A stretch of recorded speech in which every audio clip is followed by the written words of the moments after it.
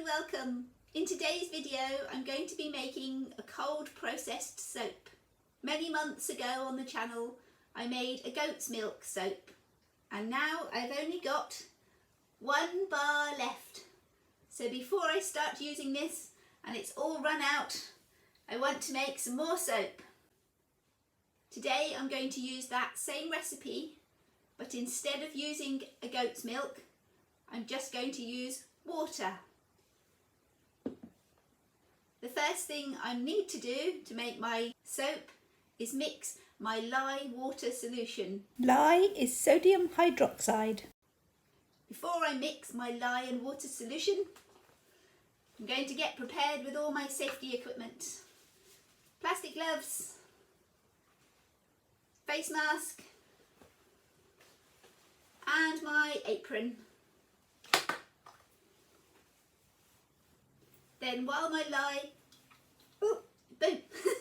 while my lye is cooling down, I can prepare all the other things I want ready to make my soap. I've already weighed out my water and lye, so I've got 180 grams of water here. I'm going to mix it in a clear jug just so that you can see. Very often I mix my lye solution in these washed out pot noodle pots.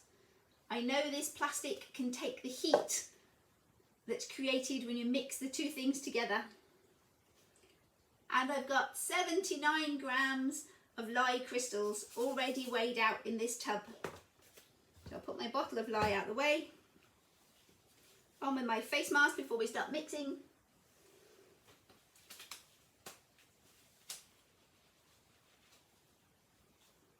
And ready to mix. Always put your lye crystals into your water. Never ever pour your water into your lye crystals.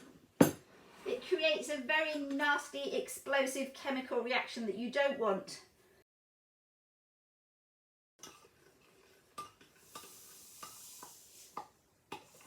Be careful not to splash. Make sure I get every last crumb. There we go. And stir this around. I'm not sure the camera's picking it up very well. This is actually starting to go quite clear. Ow, I'm pretty hot. So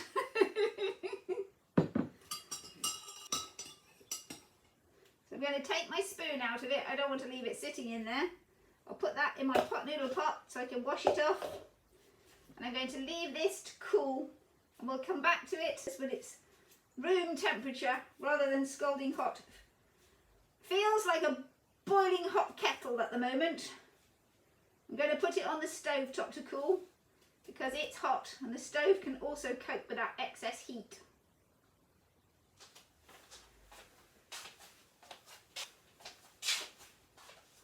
So now that's done, I can rinse off my spoon and my pot and my gloves and take off all my safety gear until we're ready to start mixing the soap.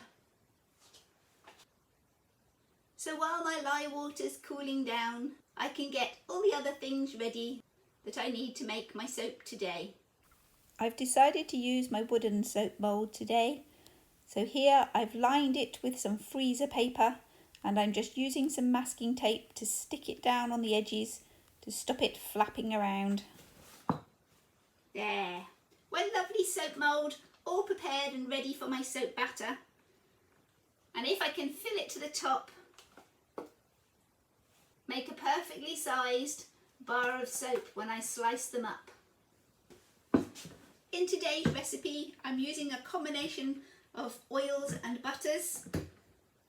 I'm using 140 grams of light coloured olive oil, 60 grams of coconut oil, and 60 grams of mango butter, and lastly 30 grams of castor oil. I will put the recipe for this soap in the description below if anyone fancies having a go themselves. So let's get these all weighed out and ready. Now I've got all my oils and butters measured out into one container, and as you see, although the oils are runny and liquidy, the butters are still sitting in lumps when we're ready to mix the soap, I will actually warm up the oils just enough to let those butters become liquid and oily and combine nicely together. So now to prepare the colours for today's soap. Now you don't have to colour your soap. Your butters, oils and lye solution will make a very nice, very usable soap with no further ingredients. But I like to make pretty coloured soaps, so I'm going to add some mica powder to my soap today. So for today's soap, I'm going to use some pink mica powder, some purple mica powder, and some titanium dioxide. So let's mix some mica powder for our soaps.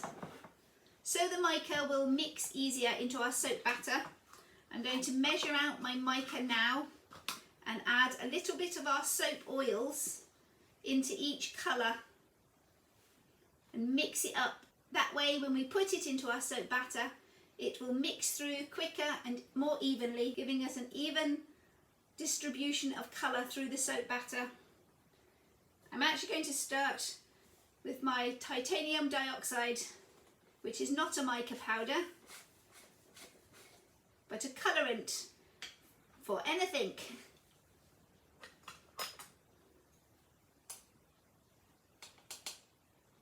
My little measuring spoon is 1/4 teaspoon, and as only 1/3 of my batter is going to be white, I think that will be plenty just to make sure this soap is a lovely white colour.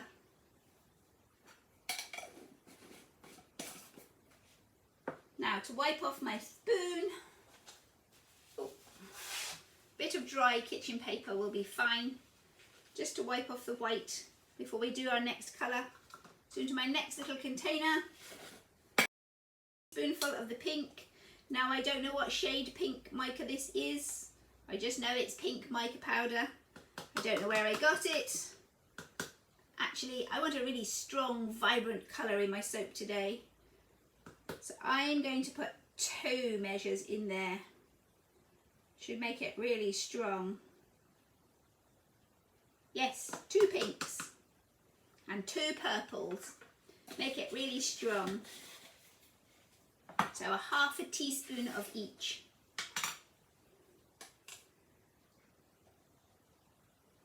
I love this purple, it's absolutely gorgeous.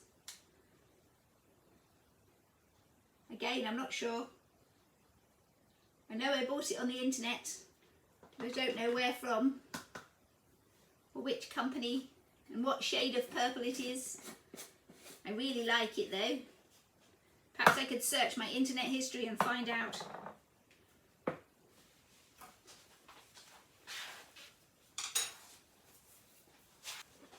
So the titanium dioxide needs a little drop of water just to dissolve it. Doesn't take much at all. But then I'm not mixing much. And the mica powders need to be dispersed into an oil. So I'm going to use a little bit of the oil from our pre-measured oils that are making our soap. Try not to get the lumpy bits in from our butters. So I've maybe got 2 teaspoonfuls maximum. So yes, for every 1/4 teaspoon of mica powder, I'm using a teaspoon of oil. Just enough to combine it. I'm not even sure it's a teaspoonful. Where's my dry tissue? There. Just mop up any dribbles on that jug. Now I'm going to use a lollipop stick to stir it in. I like to have everything ready and prepared in advance before we actually start mixing the oils and lye into soap. Right, let's put all these things away and tidy up.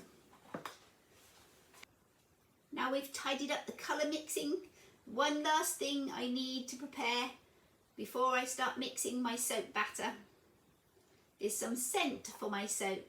Again, another thing that is not essential.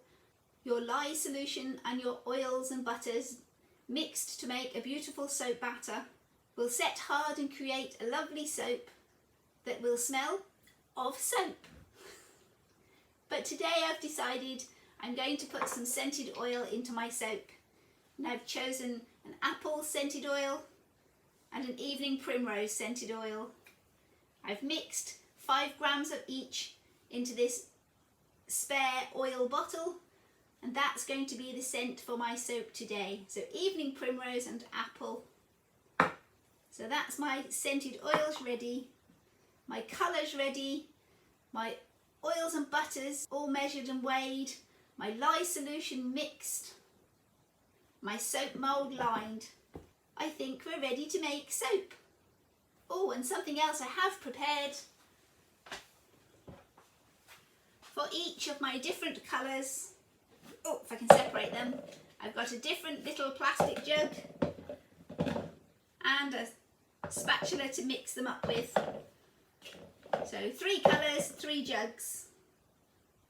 Let's see if that lye solution is cold enough to make soap. Still just a little bit warm for my liking. I'm going to leave it a bit longer before I'm ready to mix my soap.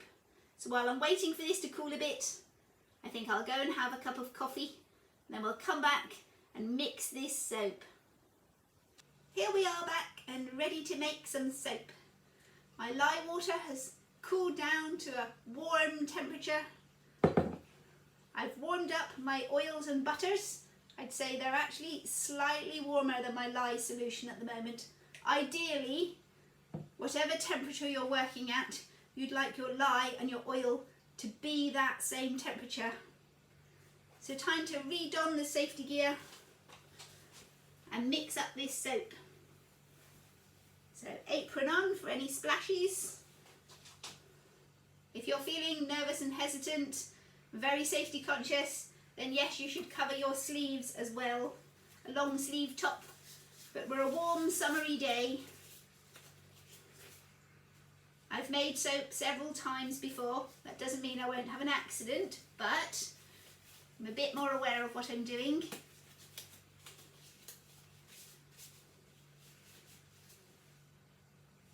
Mask. I don't feel the mask is quite so necessary now. It's when you're mixing your lye solution, you're going to get the most fumes going on. But while I have one, I'll put it on anyway.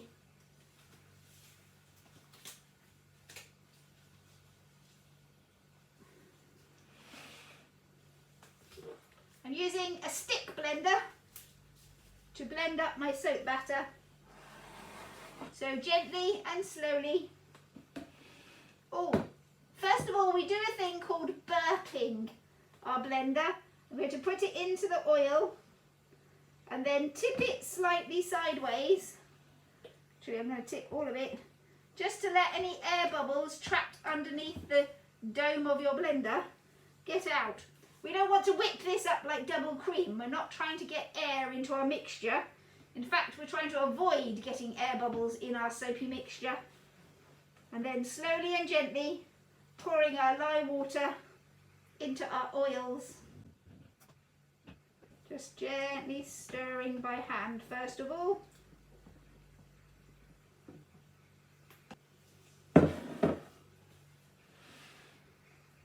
Just swirling it round to mix that in. Then we'll give it a quick blast with the stick blender. It does take a little longer than you see here, but watching me blend soap is very boring, so I've cut it out so we can speed things up a bit. This is going very thick very quickly today. And thick batter is something I don't mind. You see, it's gone very white. Now it's all mixed. We're looking for a thing called trace. And that's when we've mixed it enough that the oil and the water mixture don't separate. That looks very tracey to me. It also looks extremely thick. So we're going to make a gloppy soap. And that's fine. I'm going to scrape all that batter into my jug. That in there. This is very thick. It should be much more runny and like runny cream. And this is a bit more like whipped cream.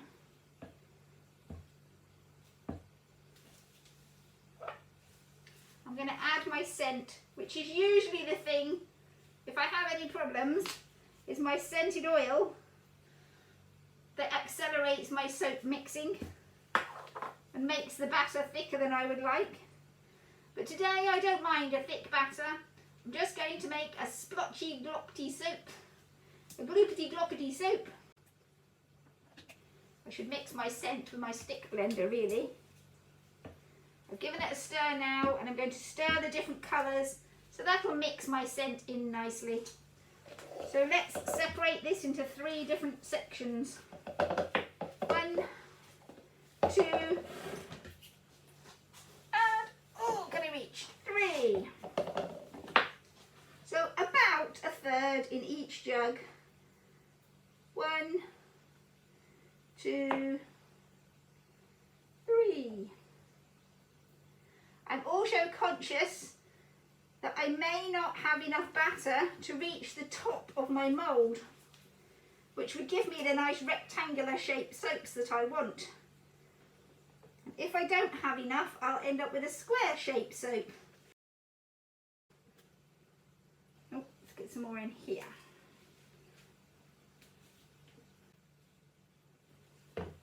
Done with that one.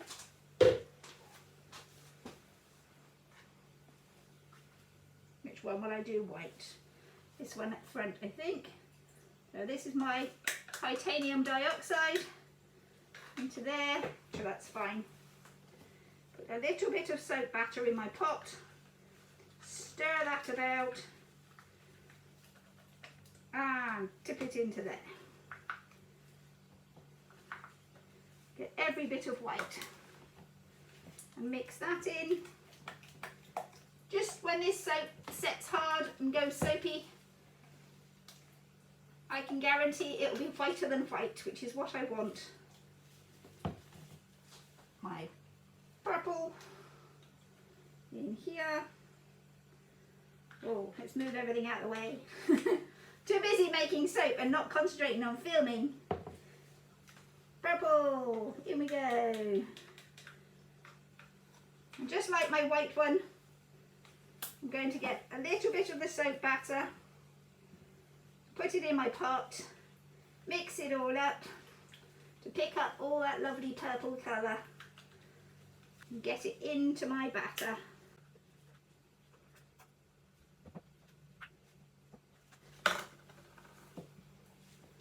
Stir it all in. This is very thick soap batter. Not ideal, but for today, I'm not troubled. It's wonderful. And lastly, our pink. Our pink jug. Pour in the pink mica. A scoop of batter. Just to pick up that last bit of colour.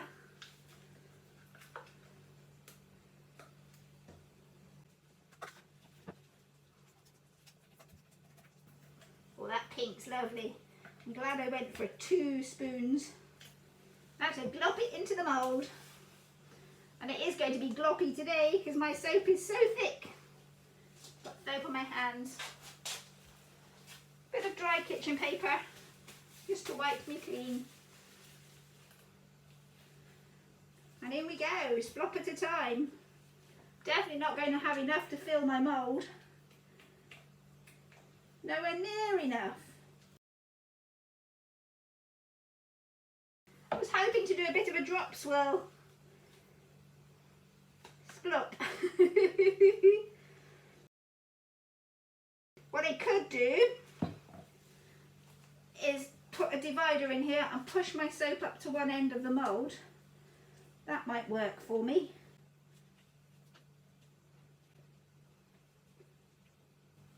It's definitely a lot less batter than I thought I would have. messy, messy. Sloppy, sloppy, messy. At this point my soap batter is thicker than I would like, but that's okay. I'll just keep adding splotches of the different colours into the mould. I'll still have a lovely soap at the end of the day. Should be nice and runny and poury. Not glob and splop. But as I said, it will be fine. But I'm not a soap professional. I'm just a homemade soap making person. I love it. It's great fun. Now to scrape out the last few dregs from each of my different colours. Nearly finished.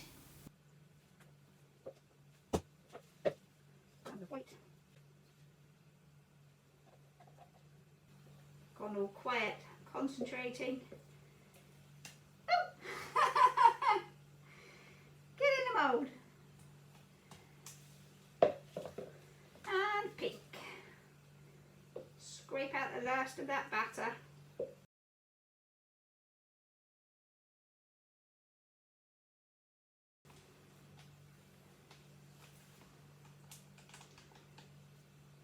Push that.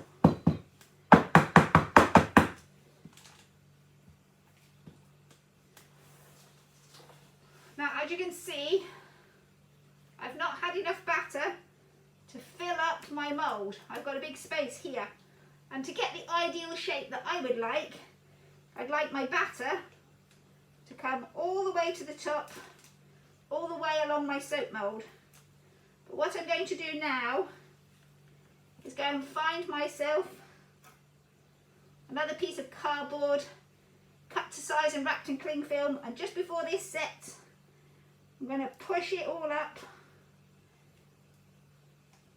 so that although I've got less soap, it will still be the shape I'd like it to be. So I'm going to rush off and get that ready now before this gets any harder. It should stay a bit squidgy for a minute or two. I can go in there, wash my hands. Just take those off actually. There.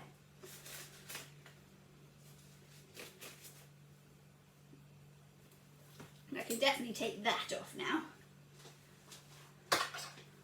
Let's go and make me an infill. Oh, I know. Let's wrap my bar of soap in cling film and use that to pack it out. That'll be perfect. So some cling film.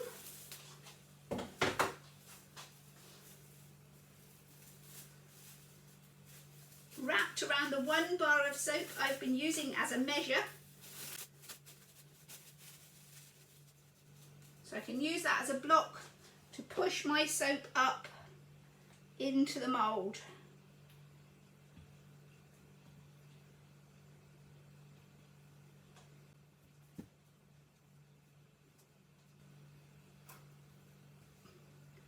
Smooth off the top.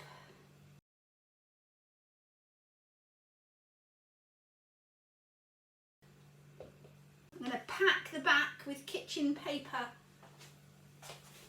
or just scrunchy paper. How much paper can I find? I'm going to find some paper.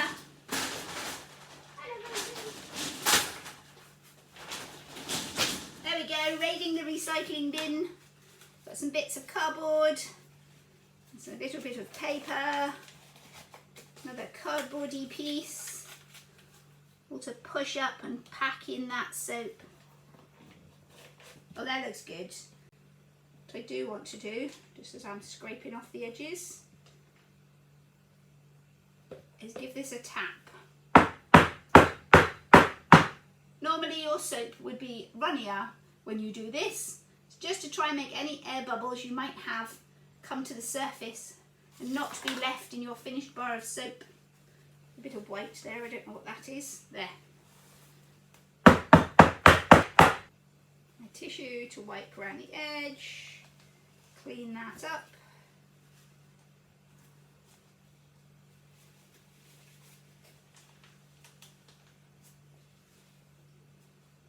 That'll be just fine.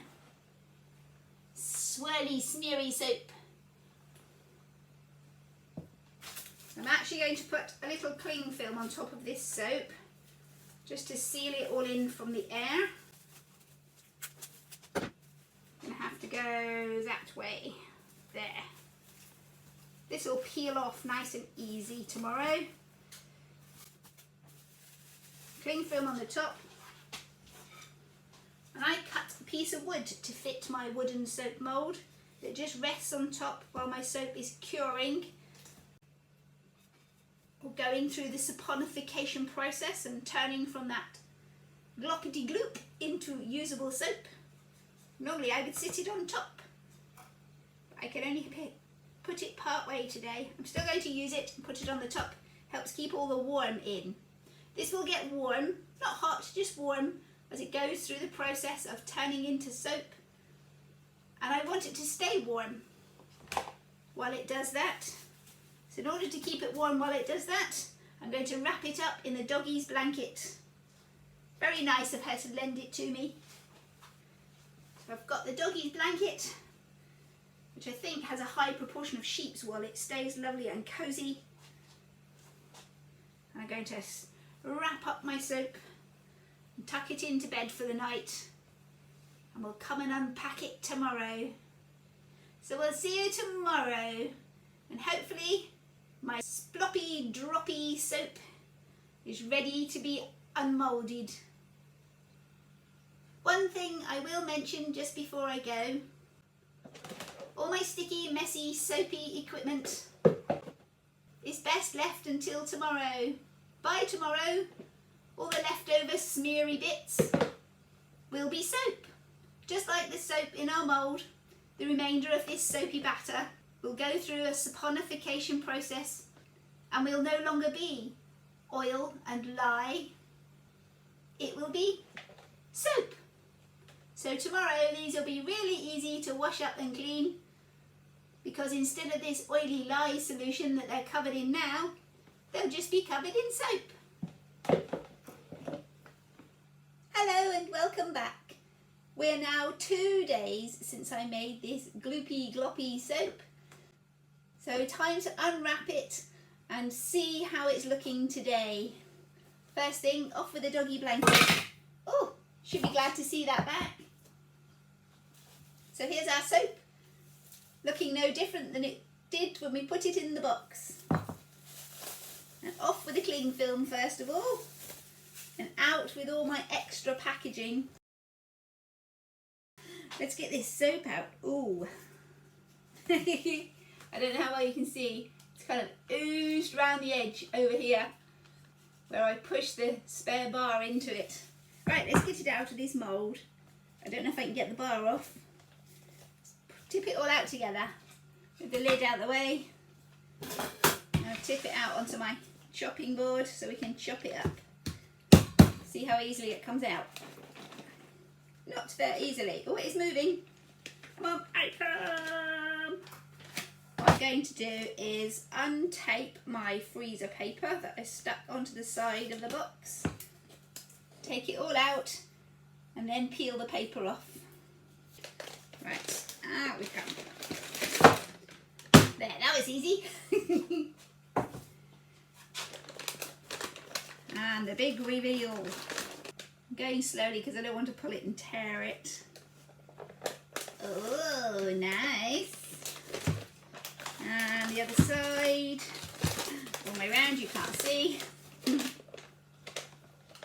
I have got some air bubbles in it, I can see, because we were so thick. Look at that pink. Wow. There. One beautiful loaf of soap. And my soap bar that I used to push it all up is still stuck in the end. Pull it by the cling film. Yay! Rescued my original bar. Now I do have a soap cutter, wooden box thing that came with my wooden soap mould. I'm not sure how I get on with it really. I'm quite happy cutting it through with my big kitchen knife, to be honest. So let's move that out the way so we can see. I'm going to turn it round, tidy up this bit I think, first of all. Just cut it through like a big block of cheese. It's about the texture it has as well at the moment. Still, it's sort of plasticine-y is my best way of describing it at the moment. So this spare bit that I've just cut off the end, scruffy piece, there we go. A rough lump of soap I can use over the next few days. Not very square. I'm going to have a bit more there, I think, when I tidy that bar up. Right, let's try this soap in my soap cutter box and see how many bars we get. Well, it might work quite well if I lie it down sideways. That's good.